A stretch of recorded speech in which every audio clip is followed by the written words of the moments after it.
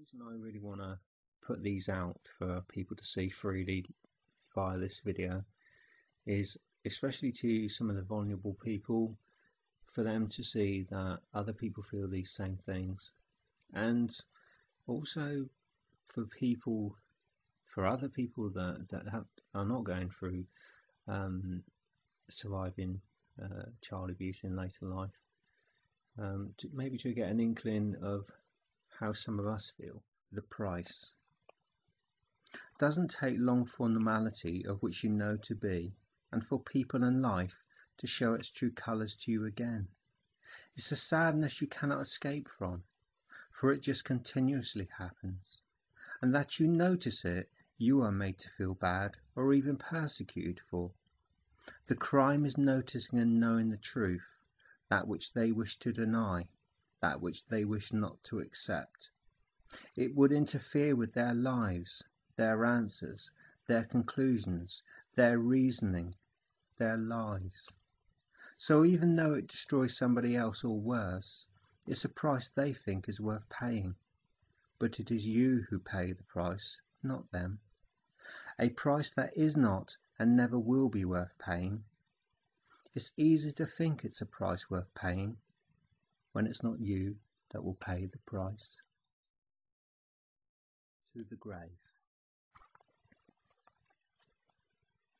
It's not so much that you want to take it to your grave, it's that you are willing for it to take us to our graves. It shows the type of person you are. That only adds to what you did, are doing, and will continue to do. Forgiveness? What you did, the type of things would be enough in itself. That you blame us denies it to yourself. Selfish are you in the true meaning, absolutely are you. So forgive me for not what I feel or think of you, but what I know about you. Hi, I wrote those two pieces quite a few years ago, and as I said, they're from my book Whispers from Within. I particularly wanted to get those two pieces out there because there's a lot of stuff that goes on within the issues of child abuse that I and a lot of others believe people should know, because, for example, to the grave, there's an expression that people sometimes say that someone took something to their grave, or someone will take something to their grave. But within the issues of child abuse, to me, it's a lot worse than that, because I know for a fact, and others are experiencing it, that there are people that are willing for it to take you to your grave. And that's a lot worse. It's one thing when someone wants to take something to their grave that they don't want people to know that affects them. But when it affects you or someone else, and they're willing for you to die, then people should know. And that's the kind of thing I want more people to understand about the issues regarding child abuse. And the price, it's along the same lines. When I started to notice and began to understand some things, and I put it all together, and I suddenly realised these different people. And one thing I really want to get across to people as well, that I'm not just talking about the actual people that did abuse you. There are people, some of us, myself, there are people within the system, and I want people to know that. I say quite a lot, and have done, that if I can't change things, that at least, I want it to be so that it's not all for nothing. I want lots of things to change, but it used to get me down a lot, and it still does now, that I can't change many things.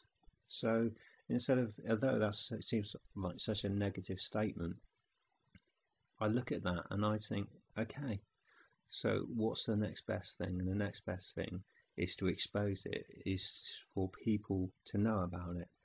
And like I said, it's not just me. I see it too often, and other people see it.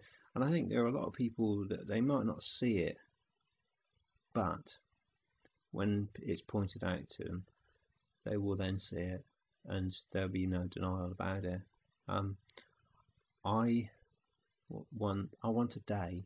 It's probably never going to happen in my lifetime, but I want a day where people, if they have been abused, will all get the right help that they should get. They will get a bare minimum of care and compassion, no matter, because that, as I've said once before, that doesn't cost money, just the will to give it. And I have sadly come across people with no will to give it. And I want a society and a system where the care and the compassion goes to the survivor, and the onus is taken off them, because I've personally had it, and I've personally seen it too often, where the onus of everything is put on the survivor, and many times, they're really, really vulnerable people, and yet the people that perpetrate the crime, the system that sadly lets you down, it's just too often that it's us that are paying the price. And some people don't survive it. There's surviving, and there's, I remember I used to say that, I wasn't living, I was existing, because, and that's, although you are surviving, for some people they're surviving and they're thriving, and that's where you want to be. But for other people, they're just getting through the day to the next day and never going out and all these other things. And sometimes it's just because it's being added to by the onus always being put on them, and that's wrong.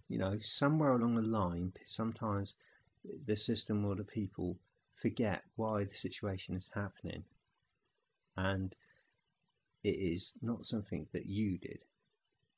And I personally found that too often, you're made to feel that you're in the wrong when you're not, and it just adds to the feeling of worthlessness and all the other things that go on.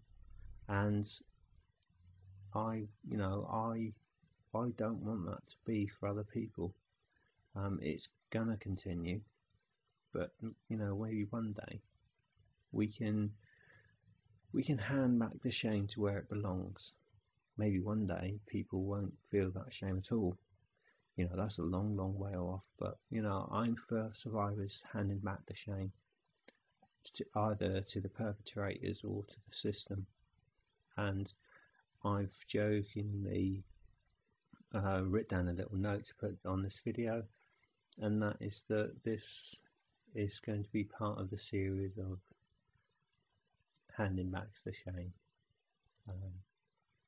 And so that's where we are. Thank you. Be safe first always. That is the message.